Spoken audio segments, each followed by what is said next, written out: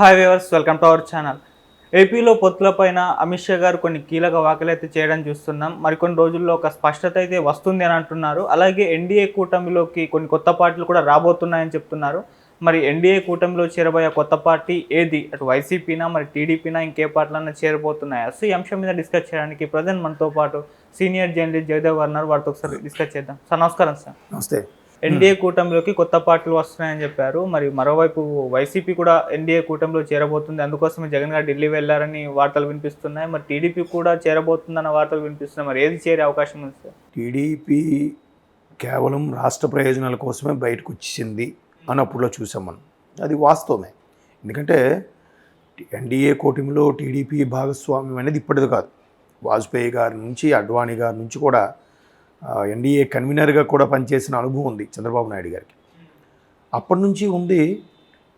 NDA కూటమిలో BJP magic figure దాటి లోక్సభ స్థానాలు గెలుచుకొని ప్రభుత్వం ఫామ్ చేసినప్పటికీ టీడీపీకి ఇవ్వాల్సిన స్థానం ఇచ్చింది. సెంట్రల్ మినిస్టరు కేంద్ర సహాయ మంత్రి ఏదో ఒకటి, అప్పట్లో అశోక్ గజరాజు గారికి కానీ, లేదంటే సుజనా చౌదరికి కానీ, సీఎం రమేష్ గారికి కానీ, ఎవరికైనా. సో కేవలం వైసీపీ వాళ్ళు లేదా కొన్ని ప్రతిపక్షాలు రెచ్చగొట్టడం వల్ల అరే టీడీపీ బీజేపీకి తొత్తులా పనిచేస్తుంది, బీజేపీని సరిగ్గా స్పెషల్ ప్యాకేజ్ గురించి కానీ, స్పెషల్ స్టేటస్ గురించి కానీ అడగటం లేదు.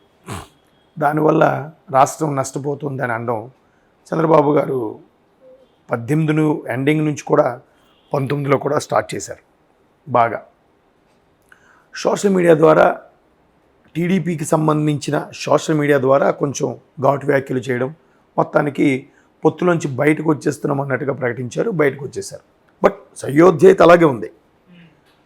అయితే ఇప్పుడు అమిత్ షా గారు కొత్త పొత్తులు ఎందుకు ప్రకటించారు అంటే దీనికి బీజం మళ్ళీ అక్కడికే వెళ్ళాలి. ఎక్కడికి? మోదీ గారు మొన్న లోక్సభ సాక్షిగా 400 పైచిలుకు సీట్లు తెచ్చుకుంటున్నాం. బీజేపీ 300 తెచ్చుకున్న మిగతా 100 కావాలంటే ఖచ్చితంగా మిత్రపక్షాలతోనే సాధ్యం. ఒక బీజేపీకే 400 అనేది అసాధ్యమని నా ఫీలింగ్. ఎందుకంటే సౌత్లో సరిగ్గా పూర్తి స్థాయిలో పాగా వేయలేకపోయింది. మన తెలంగాణలో కూడా బండి సంజయ్ గారు ఉన్నప్పుడు ఓ మోస్తరుగా ఉన్న బీజేపీ వేరు, బండి సంజయ్ గారు తర్వాత బీజేపీ స్థానం ఏంటో అందరం చూసాం. ఇటువంటి నేపథ్యంలో బీజేపీకి ఖచ్చితంగా పాత మిత్రులు మళ్ళీ అవసరం. కొత్త మిత్రులు అంటే నా ఉద్దేశం ప్రకారం వైసీపీతో పొత్తు అని ఎక్కడా ప్రకటించలేదు. గత 5 ఏళ్లలో కూడా వైసీపీ ఎన్డీఏ కూటమిలోకి వెళ్ళిందని కానీ, ఎన్డీఏ కూటమిలో భాగస్వామ్యం ప్రయత్నించిందని కానీ, లేదా రాష్ట్ర ప్రయోజనాల కోసం స్పెషల్ ప్యాకేజ్ కానీ, స్పెషల్ స్టేటస్ కానీ, పోలవరం ప్రాజెక్టు కానీ, రైల్వే జోన్ కానీ, వీటి కోసం వైసీపీ బీజేపీతో గొడవ పడిందని కానీ, ఆర్గ్యూ చేసిందని కానీ, మీ మిత్రపక్షంలో చేరుతాం మాకు ఇవి ఇవ్వండి అని కానీ ఎక్కడా లేదు. కనీసం వైసీపీ వాళ్ళు డబ్బా కొట్టుకునే అంశాల్లో కూడా మనం ఎక్కడ చూడలేదు కదా. సో అలాంటప్పుడు వైసీపీ మళ్ళీ జాయిన్ అవుతుందని ఎందుకు అవబోతుంది అంటే, మీరు ఎందుకు అలా క్వశ్చన్ చేశారని నేను అనుకుంటున్నానంటే, లోక్సభలో వాళ్ళకి సీట్లు ముఖ్యం, సెంట్రల్లో పార్టీ ముఖ్యం. కేంద్రం గ్రిప్లో ఉంటే రాష్ట్రాలన్నీ మన గ్రిప్లో ఉన్నట్టే అనేది బీజేపీ యొక్క ధ్యేయం. సో ఇక్కడ ఎవరు గెలుస్తారో వాళ్ళతోనే పొత్తు పెట్టుకునే అంశంగా ఉంది. అందుకే చంద్రబాబుకు అరెస్ట్ అయినప్పుడు స్పందించలేదు. జగన్మోహన్ రెడ్డి గారు నా అరెస్ట్తో నాకు సంబంధం లేదు, సెంట్రల్తోనే సంబంధం అన్నప్పుడు కూడా బీజేపీ స్పందించలేదు. మీరు గమనించారా? చంద్రబాబు అరెస్ట్ అప్పుడు స్పందించలేదు. జగన్మోహన్ రెడ్డి ఏమన్నారు, నేను లండన్లో ఉన్నాను, నాకు అసలు అరెస్టే తెలీదు, ఇది ఐటీ సంబంధించిన, సెంట్రల్ సంబంధించిన అరెస్ట్ ఇది అన్నా కూడా బీజేపీ దీన్ని ఖండించలేదు, దీన్ని ఖండించలేదు. అంటే అర్థం ఏంటి? వాళ్ళంత అమాయకులా, తెలివి తక్కువ వల్ల కాదుగా. కేవలం ఇక్కడ ఎవరు మద్దతు ఉంది, ఎవరు గెలుస్తారు, వాళ్ళు మాకు మద్దతు ఇస్తే చాలు, మేము సేఫ్ జోనా కాదా అనే ఆలోచిస్తుంది బీజేపీ. అయితే ఆల్రెడీ బీజేపీ వాళ్ళు కూడా సెంట్రల్ ఇంటెలిజెన్స్ ద్వారా కొంత సర్వే చేయించుకున్నారు. ఆ సర్వేలో టీడీపీకి బ్యాండ్ బాజాలాగా బాగా మంచి ఫ్లో ఉందని కూడా అర్థమైంది. కాబట్టి మరలా చంద్రబాబు గారిని పిలిచారని నా అభిప్రాయం. వార్తల్లో కూడా మనం చూస్తే చంద్రబాబు గారిని అమిత్ షా కలవమన్నారని వెళ్ళారనే మనం వార్తలు చూసాం. కానీ చంద్రబాబు గారు వెళ్ళారు అన్నట్టుగా మనం ఎక్కడ చూడలేదు. అర్థమవుతుందా? కాబట్టి చంద్రబాబు గారు వెళ్ళారు. చంద్రబాబు గారు ఉన్నప్పుడే పవన్ కళ్యాణ్ గారు కూడా వెళ్ళారు. అంటే అర్థం ఏంటి? పొత్తుల విషయంలో ఆల్రెడీ చంద్రబాబు గారికి ప్రస్తావించి ఉంటే ఆయన చెప్పే ఉంటారు, ఆల్రెడీ మేము జనసేనతో కలిసి వెళ్తున్నాం, జనసేనకి ఇవ్వాల్సిన సీట్లు కొన్ని కేటాయించాలి, ఇవ్వాలి, మళ్ళీ మీకు ఇవ్వాల్సి వస్తే మాకు మళ్ళీ పొత్తుల్లో ఇబ్బందులు కలుగుతాయి, ఆల్రెడీ పార్టీల్లో రెబల్స్ ఎక్కువ అవుతారు అని బహుశా మా ఐడి గారు చెప్పుంటారు. అందుకు పవన్ కళ్యాణ్ గారిని కూడా పిలిచి ఆయన సమక్షంలో ఇద్దరికి క్లారిటీ ఇచ్చి ఉంటారు. అది మంచిదే కదా, ముసుగులో గుద్దులాడేందుకు. మళ్ళీ చంద్రబాబు ఏదో ఆలోచి పడ్డారు అని చెప్పి జనసేనలో కొంతమంది హరిరామ్ జోగే గారు లాంటి వాళ్ళు కానీ, లేదంటే ఆయన పేరేంటి మన రాజమండ్రి అతను ఆయనకి ఉండవల్లి అరుణ్ కుమార్ గారు లాంటి వాళ్ళు మళ్ళీ స్టేట్మెంట్లు ఇస్తే జనసేనకి టీడీపీకి మనస్పర్ధలు వచ్చి ఇలాంటివన్నీ అనవసరం కదా. అందుకు చంద్రబాబు గారు పవన్ కళ్యాణ్ సమక్షంలోనే అమిత్ షా గారితో క్లారిటీ అంటే నేను అనుకుంటున్నాను అలాగా. మరోవైపు జగన్మోహన్ రెడ్డి గారు కూడా ఢిల్లీ వెళ్ళారు కానీ అక్కడ పొత్తుల విషయం గురించి వెళ్ళారా, రాష్ట్ర ప్రయోజనాల గురించి వెళ్ళారా విషయం పక్కన పెడితే, బయటకు వచ్చాక మీడియా మిత్రులు అడిగిన ప్రశ్నకి ఎందుకో మొహం చాటేశారు. అంటే స్పందించడానికి ఇష్టపడలే. ఈవెన్ పివి నరసింహరావు గారికి, ఒక తెలుగువాడికి భారతరత్న వచ్చిందనే విషయాన్ని గర్వించాలనే విషయం కూడా జగన్మోహన్ రెడ్డి గారు స్పందించకపోవడం వల్ల మీడియా మిత్రులకి కొంతమందికి డౌట్లు వచ్చాయి.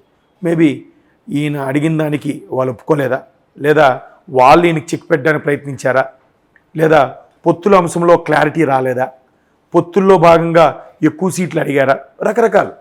మొత్తానికి జగన్మోహన్ రెడ్డి గారు ఎందుకో సరిగ్గా స్పందించకపోవడం రకరకాల అనుమానాలకు తావిస్తుంది. అసలు ఏం జరిగిందనేది జగన్మోహన్ రెడ్డి గారికి, మోడీ గారికి తెలియాలి, అంతే కదా. బట్ కొత్త మిత్రులంటే నా ఉద్దేశం టీడీపీ కూటమితో జనసేన ఉండబట్టి, జనసేన కూడా కొత్త మిత్రుడే కదా, బీజేపీతో సయోధ్యగా ఉంది కానీ తెలంగాణలో కలిసి పోటీ చేసిందే కానీ ఎన్డీఏ కూటమిలోకి వెళ్ళలేదు. అంటే నా అభిప్రాయం, ఎందుకు వెళ్ళలేదు అని అంటున్నానంటే, అట్లీస్ట్ ఒక లోక్సభ సీట్ అయినా తెచ్చుకొని ఎన్డీఏ కూటమిలో ఉంది అని చెప్పుకోవడానికి బాగుంటుంది. ఒక సీట్ కూడా లేకుండా ఎన్డీఏ కూటమిలో ఉందని ఎలా చెప్పుకోవాలి? కాబట్టి జనసేన వెళ్ళే ఛాన్సెస్ ఉన్నాయి. అండ్ మోర్ ఓవర్ తమిళనాడు విషయానికి వస్తే ఏఐడిఎంకేతో ఉండేది ఇప్పుడు అమ్మతో, జయలలితతో. ఇప్పుడు అక్కడ స్టాలిన్ ఉన్నారు కాబట్టి డిఎంకేతో పొత్తు ఉండొచ్చేమో. ఇకపోతే శివసేన మహారాష్ట్రలో, అలాగే నార్త్లోకి వెళ్తే ఆర్జేడీ, ఇట్లా కొన్ని ఉన్నాయి. ఎందుకున్నాయి? ఆల్రెడీ ఇండియా కూటమిలో కాంగ్రెస్ పెత్తనం సరిగ్గా నచ్చక కొన్ని పార్టీలు సైడ్ అయిపోతున్నాయని చూస్తున్నాం మనం. మమతా బెనర్జీ గారు కానీ కొంతమంది. సో అలా సైడ్ అయిపోతున్నారు కాబట్టి మళ్ళీ మమతా బెనర్జీ గారు వీళ్ళతో కలవచ్చేమో, లేదా మళ్ళీ నితీష్ గారికి మళ్ళీ వీళ్ళతో కలవచ్చేమో బీహార్కి సంబంధించి కదా. సో ఇవన్నీ కూడా కొత్తలాగా వస్తాయి. కొత్తవి ఇవి, పాతవే కొత్తగా మళ్ళీ కలుపుకోవడం కానీ. సో అటువంటి నేపథ్యంలో అమిత్ షా గారు ఆ స్టేట్మెంట్ అంటే, అందుకే వాళ్ళు ఓపెన్ అవ్వరు అంత ఈజీగా. మనకు ఒక పజిల్ వదిలేస్తారు మీడియాకి, కొట్టుకు చావండ్రా అన్నట్టు. కొత్త మిత్రులు అంటే ఎవరున్నారు? మళ్ళీ కొత్తగా వచ్చేవాళ్ళే, పాత వాళ్ళే. ఆల్రెడీ వాళ్ళకి కూడా ఇంటెలిజెన్స్ సర్వేలో ఎవరెవరు ఏ రాష్ట్రంలో ఏ పార్టీకి మంచి ఫ్లో ఉంది, ఎవరు గెలవబోతున్నారు వాళ్ళతో కూడా కలుపుపోతారు. పనికొచ్చేదే కదా ఆయుధం. తెగన కత్తితో ఏం చేసుకుంటారు, అంతే కదా. అందుకు చాలా చాకచక్యంగా ఆచితూచి మాట్లాడతారు. బీజేపీ ఆ సమాఖ్య ఏదైతే ఉందో, పార్టీ కోసం పనిచేసే తత్వం అద్భుతం. అసలు ఎక్కడ ఓపెన్ అవ్వరు. ఇప్పుడు కూడా చూడండి, ఎలక్షన్స్ 2 నెలలు అయినా కూడా ప్రధాన అభ్యర్థి ఎవరు అన్న కూడా ఏం చెప్పట్లేదు కదా. వాళ్ళు ఎక్కడ ఎలా ప్రవర్తించాలి, ఎలా అయితే మనకి కేంద్రంలో ప్రభుత్వం వస్తుంది, మరలా మనం అనుకున్నవి ఏవైతే అవి సాధించగలుగుకుంటామా లేదా అనేదే వాళ్ళ దృష్టి. ఆ ఆర్ఎస్ఎస్ భావజాలం ఉంటుంది చూసావా, చాలా పటిష్టంగా ఉంటుంది, చాలా అద్భుతంగా కూడా ఉంటుంది. వాళ్ళు ఇప్పుడు చిన్న ఎగ్జాంపుల్ చెప్తాను. రామ్నాథ్ కోవింద్ గారు, మాజీ రాష్ట్రపతి గారు, ఆయన పేరు అంతవరకు ఎవరికి తెలియదు. కానీ మొదటి నుంచి కూడా పార్టీ కోసం కానీ ఆర్ఎస్ఎస్ కోసం కానీ దేశం కోసం పనిచేసే వాళ్ళని అలా చూజ్ చేసి పెట్టుకుంటారు. సడన్గా సందర్భం వచ్చినప్పుడు పైకి తీసుకొచ్చి వాళ్ళని పెడతారు. అంటే అంత ఇదిగా ఉంటుంది బీజేపీ వ్యూహాలు కానీ, ఆ కలుపుకుపోయే కానీ, ఎంత ఆర్గ్యూ చేసినా ఎక్కడ బయటపడరు. చంద్రబాబు నాయుడు గారు రాష్ట్రం కోసం ఎంత చేసే బ్యాడ్ అయిపోయారు కూడా. కానీ ఏమీ చేయలేదు. ఇప్పుడు మన తర్వాత 5 ఏళ్ళను వైసీపీ వాళ్ళతో ఏమైనా చేశారా? ఎందుకు? వాళ్ళకి పార్టీ ప్రయోజనం కావాలి, వీళ్ళకి రాష్ట్ర ప్రయోజనాలు అక్కర్లేదు. గట్టిగా అడగొచ్చు కదా. అడిగితే వీళ్ళకి భయం, వీళ్ళ కేసులు ఎక్కడ బయటకు వస్తాయని వీళ్ళు భయం. 5 ఏళ్ళు అయిపోయిందిగా. ఏది? మీ బిడ్డకు గెలిపించండి, మెడలు వంచి తెప్పిస్తాను అన్నాడు జగన్మోహన్ రెడ్డి. ఏది? ఒక్కరోజు మాట్లాడిన సందర్భాలు లేవు.